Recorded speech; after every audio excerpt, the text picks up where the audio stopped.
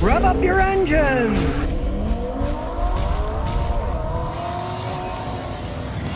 Well, guess what? Now you can buy a used Hertz vehicle on Amazon Autos. Hertz and Amazon Autos are partnered to allow customers to buy used Hertz vehicles through Amazon's online platform. Now, it's launching in 4 cities. They say it's going to expand to 45 locations eventually. Now, these are Hertz car sales where they have them for sale, right? After they rent them, they put them a lot and they rent them. But as per usual, it's not what you thought it might be. They say, well, you go on Amazon and you buy it, then you go to the Hertz place and pick it up. So basically, Hertz is just using Amazon as an advertising method to try to sell their cars. Right? You don't see the car in real life. You want to buy a used car, baby. You want to look at that car. You want to check it out. You want to have a mechanic like me to check it out. And to begin with, I'm not a fan of buying used rental cars. I rent cars when I do business all over the place. Fly, rent a car. I drive them like mad. Other people drive them like mad, drive them like insanity. And hey, when you buy a used rental car, who knows what kind of shape it's in, right? And of course, if you've ever dealt with Hertz or any of these companies that are large corporations that are selling used cars, they don't budge. You cannot argue the price. So you got to pay what they want, but you can see it on Amazon. I mean, this is just kind of a gimmicky thing. Just like, the Koreans selling cars, new cars on Amazon. It's just kind of a gimmick. You got to go to the nearest dealer to pick it up anyways. It's just another advertising scam to get people to look at stuff. You're not buying it from Amazon, right? You're buying it from Hertz, and they're just basically using Amazon as an advertising front to get you to look at the cars and buy them. And you got to end up going to Hertz anyways to pick it up. So you might as well go there and check the stuff out first. If you're buying a used car, believe you me, you want to look at it, check it out, have a mechanic check it out before you buy. Because if you don't, you're making a big mistake. You don't know what's happened with a used vehicle, especially in a rental car company. Because if you don't know it, a lot of rental car companies are self-insured. So if they get in a wreck, they fix it themselves.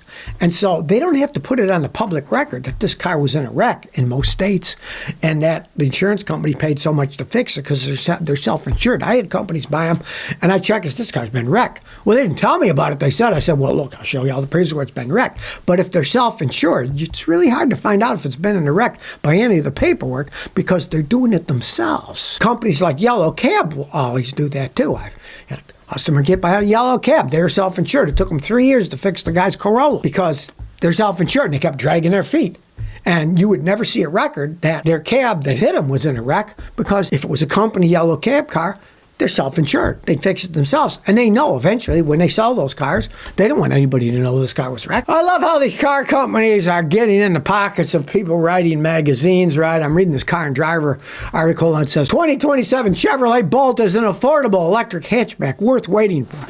Come on now, it sounds like a total advertisement, right? Now realize one thing. Chevy Bolt was the second largest selling electric cars in the United States, second only to Tesla, right? And then GM decided, we're going to stop making them. Typical GM. But then they bring them back, right? Best figure was 2023. They sold 62,045 of them, up from 2022 where they sold 38,120. Then they said, we're not going to make them anymore, right?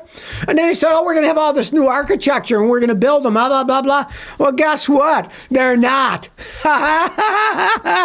GM, don't listen to anything the company says because Bolt was originally expected to use the newer BEV3 architecture for all of GM's EVs. They said, no, we're getting rid of the Bolt because we're going to this new architecture, right? Well, now they're not saying everything yet because they're not out yet, but everyone expects them to use a revised version of the BEV2 platform that the previous model had. So they're going to still be using the old Bolt platform. They said, well, we're stopping making them because we're making a new platform and they'll be all from scratch. No.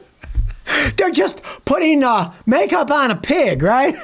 They got this one older architecture and they're going to use it because they want to get them back into production, right? As usual, GM screwed up. Let's see. If I ran a company and my best-selling electric vehicle, only second to Tesla's in the United States, I'd keep making them and improving them, right? No, not GM. We're going to stop making them, but we're going to have a brand new version, all completely different. Then they come back. Let's see. That was 2023, they come back 2 years later and say, oh, we're bringing it back now, and it's got the old architecture to it, but it's revised, whatever that means, right? That's GM in a nutshell. The company doesn't know what it's doing, right? Your biggest seller, stop it, say you're going to change it all, but then you bring it back, you don't change it all. You don't use the new architecture. Because if you remember, GM had all kinds of problems. They were talking about they had these Altium. They even ditched the name Altium for their new battery system, so, they realized, hey, this isn't working out either. But now they're going to sell them. It's just hilarious. It's just hilarious, GM. The mistakes that they make, right? And it's not like these are race cars. Okay, they say 0 to 60 is 6.8 seconds. Some of the Teslas do it around 2, so it's not a race car or anything. And they didn't even put the new architecture in because, as usual, GM's trying to rush something out. Instead of like Toyota would have made a Bolt. Then they would have improved it over time. GM's case, no, we don't like that, but then they bring it back with some kind of improvement that I even tell us what the improvement is, right? But they're not using the new architecture that they claimed was the bees and knees was going to fix everything. Typical GM, screw up everything. Tell you, that'd be the last car in the world I'd buy, would be one of these Bolts. Well, here's bad news for those who live in California. Gas could spike to $8 a gallon because they're going to have 2 major refineries they're going to shut down. And the refinery said, we cannot do business in the state of California, and we're shutting it down. They're planning on shutting down the Phillips 66 plant near L.A., and they're planning on shutting down the Valero's Benicia sites. They're both set to close in 2026. Now, the combination of them both shutting down eliminates 300,000 barrels per day of refining capacity. That is 20% of the total used in the state. And if they do shut down, nobody takes their place, they're going to jack that price up. They always do that in California. Valero itself said, quote, years of regulatory pressure and significant fines from air quality violations, we're leaving. They paid an $82 million penalty in 2024, and Phillips 66 said the same thing. We can't do business in the state of California, they said. The regulatory agencies have imposed on our refiners of California very stringent regulation. It makes it very difficult for them to remain in the state of California. They'll go someplace else and make money. What do they care where they are, right?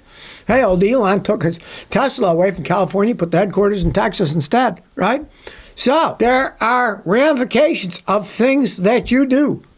And if you don't realize that, and you find out all of a sudden now you're paying $8 a gallon for gasoline, you'll know where it came from. Too many regulations. Yeah, the government gets fines, gets money. They collect money, right? They don't fix anything. They just collect fines. And eventually, companies will say, I've had enough of this. I'm leaving. Well, if you're crazy enough to buy an electric car, at least tell you, look at the cheapest one. The cheapest one you can buy is a Nissan Leaf. You can get them for less than $30,000 if you price around. And they've gone a long way since the original one. The 2026 says 303 miles. We know it won't really go that far. But the original one only had a range of 73 miles. I had customers with them in Houston, and they would drive from Houston to Galveston. They'd run out of electricity. They'd have to plug it in if they could even find a place by the beach. And those were only 120-volt chargers in those days, not 220. So they'd have to stay 12 hours in Galveston in order to drive it back to Houston. Well, they've certainly gone past that.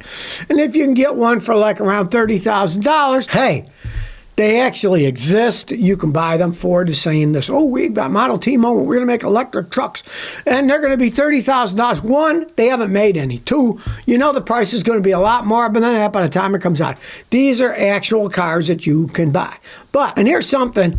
If you're thinking about buying an electric car, I personally wouldn't buy one, but if you are, look at the used Nissan Leafs. You can get some of these things for $10,000, $12,000. And they still probably have a lot of life because most people don't drive electric cars all that mileage. I had a customer buy one for $9,500. It had 65,000 miles on it. Still got a lot of life, right? So if you are thinking about getting an electric car, my advice is buy the lowest price one you can buy that's decent. Don't buy a Tesla. The parts and stuff are super expensive. And then, of course, the Teslas are heavy. They wear out faster. Tires wear out faster. Check the insurance. The insurance is much cheaper.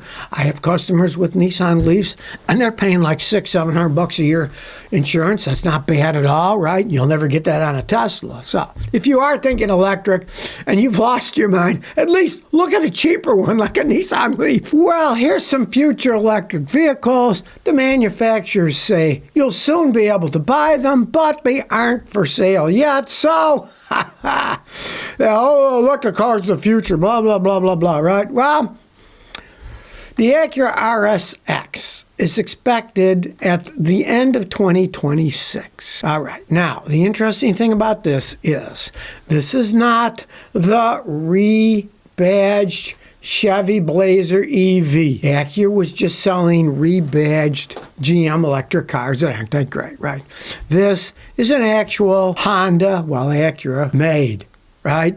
Because Sony is partnered with Honda. And they're also working on a first model that's called a Fila One. Yeah, a Fila One. What a stupid name, right? But they say they're going to have a range of 300 miles, a pair of 241 horsepower electric motors. Restrict the sales to California. Let's restrict it to California. They're the only ones dumb enough to buy it, right? The only model they're going to have will be the $102,900 signature trim. Yeah, another super expensive electric car. Honda, what are you thinking? You know, I can understand why you're only selling them in California. Nobody else is dumb enough to buy it, right? No, another electric car that's just as dumb is the Alfa Romeo Giulia. Just what you want. A four-door Alfa Romeo that is all electric. Italians have enough problem with regular cars with their electrical system. Imagine a fully electric one. And another stupid one are the Alpine EVs. And who's that? Renault owns Alpine. Oh, yet another. This French car manufacturer. They don't make such great electronic systems. Oh, well, let's make us a all-electric car. I'm not going to buy one of those either, right?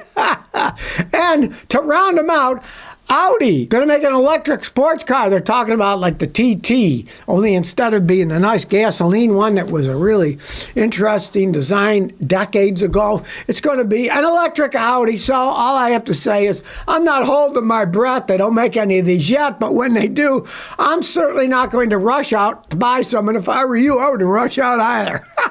Especially the $103,000 one that Acura's planning on selling, right? Well, here's some interesting car battery technology, maybe. Researchers at Georgia Tech discovered zinc-ion batteries that thrive on fast charging. Most batteries, if you charge them fast, they degrade quicker, they wear out. If I use my lithium-ion battery for my cameras and fast charge them, they only last like 6 months. I got them in a slow charger, sometimes 3-4 years later, they're still working. So, this researcher claims that these zinc-ion batteries actually last longer if you charge them quickly, which is kind of interesting, right? Because, hey, if you can just fast charge them, you're not getting any degrading, then it would be closer to reality that people can fast charge their car instead of waiting for 2 hours, 6 hours to charge their battery. And realize zinc-ion batteries, they're cheaper, safer, and there's a lot more zinc than there is lithium on the planet, right? They got one problem, though. They get needle spikes that form during the charging that short-circuit the battery. And now they're claiming they're making them that they fast charge them and it keeps the spikes from growing. But realize, this is at a university, right? And as Professor Chen says, they're working on it. They're experimenting with zinc blends to see how we can make the battery more robust and last longer. So don't think you're going to see one of these in your car anytime soon. Who knows? This is why I keep telling people, don't buy an electric car now as your main car. Maybe as a backup or something, not as your main car. Because the range problem, how long the batteries last. Maybe in the future, these zinc batteries will be, instead of lithium, they'll be zinc. We won't have to worry about finding lithium. There's more zinc around, right? But it doesn't exist today. This is at a laboratory in Georgia at a university. Who knows if it'll ever come to fruition where we'll have zinc oxide batteries we're driving around in. Nobody knows yet. Every day they seem to say, oh, there's a revolution in car batteries. Let's see what happens years from now. Well, if you're into memorabilia, there's a movie car museum that's closing down and selling prop vehicles and replicas. They're selling more than 60 iconic vehicles from TV and film history. Now, this is in Colorado. This company called Rods and Bods, it was a movie car museum and prop rental outfit. And of course, they're going out of business. The real thing there is, well, actually both movie car museum and prop rental. Now, as for prop rental, let's face the facts. How many props they need? Everything's CGI now, so that business probably went down the toilet. And a movie car museum. Let me tell you something about car museums. Those things are dead as the dodo. Every once in a while, if I'm somewhere, I haven't been to one, I'll go to a car museum. And there's me and maybe 5 other people in that museum, max. Right? I remember a friend of mine in Toronto, now deceased, he said, Scotty, I went to this classic car museum. He said, there's nothing but old farts like you and me there. Hardly anybody goes to car museums anymore. And when they sell the stuff, let me tell you, it goes for peanuts. They claim in this one it's going to be an open auction with no reserve bids, that you just start bidding and whatever it goes for, it goes for. So if you want to collect a little movie or TV memorabilia, hey, you might check it out. They said they do online stuff too, rods and bods. You might want to check it out. Because really, the prop rental business is going to go down the toilet with CGI, and nobody goes to car museums anymore. Even in Houston, the last big one I saw went bankrupt decades ago. People just don't go to car museums. Now, my father's generation did. But, hey, he's long gone, and I'm close to being long gone, right? So, car museums, thing of the past. So if you never want to miss another one of my new car repair videos, remember to ring that bell.